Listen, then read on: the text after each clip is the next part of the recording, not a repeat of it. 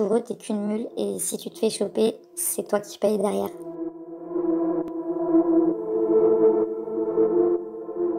Un go fast, en fait, c'est une technique de transport routière de drogue. Un convoi de 2 voitures ou plus qui part en restant le plus discret possible. Genre, on respecte les limites de vitesse, rendu normal, quoi. Il y a un ouvreur, un porteur. Il y a une seule voiture qui contient la drogue, en fait, et tu dois ramener la drogue d'un point A à un point B. Donc, j'avais 22 ans quand on m'a proposé de faire un go fast. Un pote à mon mec de l'époque qui avait entendu dire que j'avais des problèmes d'argent. Donc effectivement, ça faisait 2 ans que j'habitais seule dans le sud, loin de mes parents, de ma ville, tout ça. Situation familiale hyper compliquée. Et en fait, il y a un proprio qui m'a mis dans la merde financièrement en ne me rendant pas ma caution. Ma banque qui fait une erreur, qui laisse passer un virement de loyer alors que je payais déjà un autre loyer, plus une nouvelle caution. Bref, je me suis retrouvée dans le rouge. Et là, je mangeais plus rien, j'avais plus de quoi en fait vivre tout simplement, plus de quoi mettre de l'essence, je mettais des chèques qui commençaient à venir impayés. Donc le mec m'a proposé de faire le voyage et là je me suis dit ok, soit je le fais pour m'en sortir et me remettre à flot, soit je me suicide.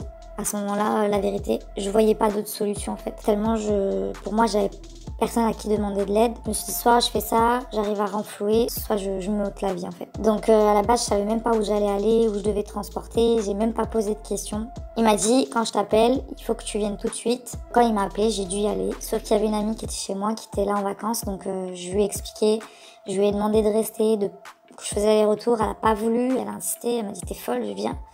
Donc du coup on a pris la voiture, on est parti direction l'Espagne. Je devais ramener des stupéfiants de la Catalogne à la Côte d'Azur. Sur le moment quand j'ai dit ok, je crois que j'avais pas peur, je me rendais pas compte des conséquences, de la gravité de la chose, surtout que je connaissais pas du tout ce milieu. Donc en fait le go fast ça a commencé quand on a pris la route avec le mec pour l'Espagne. On devait aller dans une ville en Catalogne. On est arrivé dans un grand hangar, dans une zone industrielle un peu perdue. J'ai dû laisser ma voiture. Les trafiquants ont chargé ma voiture pendant que nous on attendait dans une autre voiture. Et une fois chargé, en fait, on l'a récupéré. On a repris la route, ma copine et moi. Et le mec avec qui on était, lui, par contre, il est monté dans une autre voiture en éclaireur, genre, et ils sont partis devant. Quand on arrive à la frontière, ça a mal tourné puisque la douane espagnole nous a arrêtés au départ, en fait, simple contrôle, papier, du véhicule, tout ça. Mais on voit rapidement que le douanier, il est grave insistant. Il nous demande d'où on vient, ce qu'on a fait, comment ça fouille la voiture. Nous, on est là, on reste calme. Il commence à ramener un chien. Donc le chien, franchement, il a rien senti. Au début, il tournait en rond. Et en fait, ils l'ont sorti. Franchement, il a rien vu. Mais on a vu que le douanier, il insistait. Il a refait monter. Et là, il a cassé un truc dans le coffre. Il a plongé son bras sur le côté.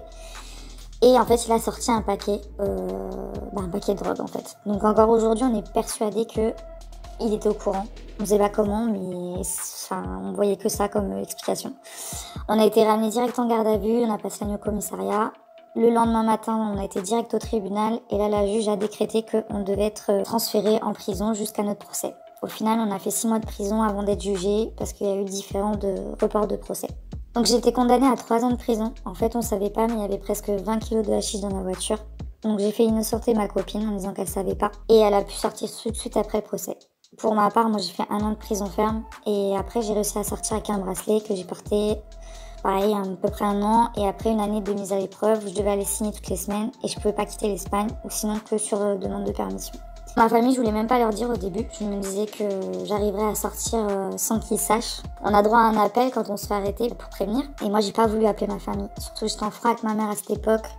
Relation difficile avec mon père. Finalement, ma mère l'a appris par ma copine qui avait prévenu sa famille, en fait. Et c'est arrivé aux oreilles donc, de ma mère qui a ensuite prévenu mon père. Elle a vraiment été un soutien inconditionnel. Et mon père, par contre, il a très mal pris. Donc ça a été grave dur à vivre parce qu'on était jeunes. On arrive en prison dans un pays qui n'est pas le nôtre.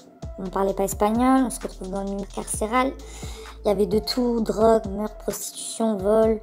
Chacune était là pour un truc différent. Et il y avait toutes les origines. Mais en même temps, j'ai essayé de rester positive autant que j'ai pu.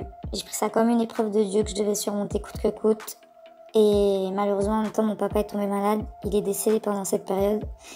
J'ai réussi à faire une permission pour aller le voir, mais ça a été super dur à vivre, puisque tout est tombé en même temps. Ce que ça m'a appris aujourd'hui dans la vie, c'est que rien n'est jamais acquis.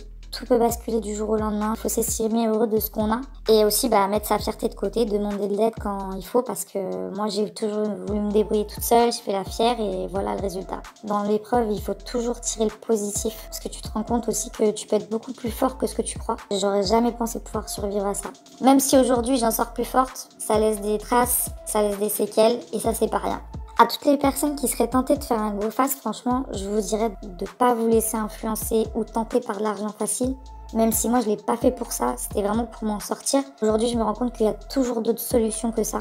Et surtout, il faut penser aux conséquences que ça a derrière. La drogue, la justice, c'est pas un jeu et on peut foutre en l'air sa vie d'un coup pour ça. Et surtout, autant te dire que les mecs qui te font faire ça, ils s'en foutent complet que tu partes en prison après. C'est chacun sa route. Pour eux, t'es qu'une mule et si tu te fais choper,